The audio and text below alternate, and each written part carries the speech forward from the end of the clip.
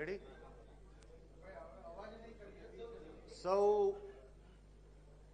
જુનાગઢ, ગુજરાત અને આખા દેશમાં અત્યારે લાઈવ થઈ રહ્યો છે સત્યનો રણકાર. અને સૌ પ્રથમ મારી એવી હૃદયની પ્રાર્થના છે, કેમ કે એક બનાવ એક એવો બન્યો છે જેમાં પત્રકારો પણ ખૂબ દુઃખી છે, ગુજરાતની ને દેશની જનતાને પણ ખૂબ દુઃખ થયું છે, સાધુ સંતોમાં પણ થયું છે.